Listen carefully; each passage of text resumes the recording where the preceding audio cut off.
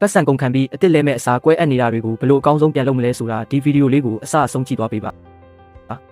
ပထမဆုံးအဟောင်းဆုပ်တွေကိုအချိန်မဆွဲပဲပလာယာနဲ့ရိုက်ခွဲဖယ်ရှားပစ်လိုက်ပါဒါကိုကြည့်ပြီးတင်လဲရီစားဟောင်းကိုလွမ်းမဲ့အစားအတိတ်ကနာကျင်စရာမှန်စတွေကိုနှလုံးသားထဲကနေအမြန်ဆုံးရှင်းထုတ်ပြရမှာပါအဲ့ဒီနောက်ကိုဘွားရဲ့ဘောင်တစ်နဲ့အန်ကိုက်ဖြစ်မဲ့ပုံစံကွက်တစ်ခုကိုစိတ်အေးထားပြီးရွေးချယ်ကြည့်ပါကို့အတွက်ဘသူကအန်ကိုက်လဲဆိုတာတေးချပြီးဆိုရင်တော့မှန်တစ်ပေါ်မှာပုံကျန်းလိုင်းအသေးချဆွဲပြီးလမ်းကြောင်းအတိုင်းတိတိကျကျလှိဖြတ်လိုက်ပါဆရာကြီးရဲ့လက်ရလိုပဲတင်လဲကိုဘွားအတွက်ဆုံးဖြတ်ချက်ချတဲ့အခါနောက်ကျောင်းပြန်မလဲပဲကျွမ်းကျင်ပိုင်နိုင်ဖို့လိုပါတယ်ဘေးသားကအဆုံးထွက်တွေကိုပြီးပေးတယ်လို့ကိုဘွားတဲကမလိုအပ်တဲ့အတိတ်ကအမတ်တရားတွေကိုလည်းဖယ်ရှားပစ်လိုက်ပါနာကျင်စရာတွေကိုပြန်တွေးပြီးကိုပြန်မရှာမိအောင်အနာသက်တွေကိုချုံးမွေအောင်အမြဲပြုဆိုင်ပါဘောင်သားလေးဤသွားအောင်မိပူပေးတယ်လို့တစ်ခါတလေမှအချစ်ရေးရဲ့အပူပင်တွေကကိုပိုကြန့်ခိုင်အောင်ပုံသွင်းပေးတတ်ပါတယ်ဘောင်သားပြော်လာတာနဲ့အစင်သစ်ဖြတ်ထားတဲ့မှန်ကိုအမြန်ဆုံးအစားထိုးလိုက်ပါပိုခိုင်ခန့်အောင်မှန်ကော်နဲ့လုံအောင်ပိတ်တယ်လို့နောက်ထပ်ဆက်ဆံရေးအစ်စ်တွေကိုလည်းယုံကြည်မှုနဲ့ခိုင်မာအောင်တိစောက်ကြည့်ပါအဝတ်နဲ့အချောကင်လိုက်တဲ့အခါအရင်တန်ရာတွေပျောက်ပြီးအစ်စ်တိုင်းပြန်ဖြစ်သွားပါပြီဒါဟာအဟောင်းကိုဆွတ်လုပ်ပြီးအစ်စ်ကိုပိုင်နိုင်စွာဖန်တီးယူလိုက်တဲ့အတတ်ပညာပါပဲဒါပေမဲ့ကျွန်တော်ကိုယ်တိုင်ကတော့သူ့မပြန့်အလားကိုစောင့်မျှော်ပြီးလွမ်းနေတော့မှာပဲ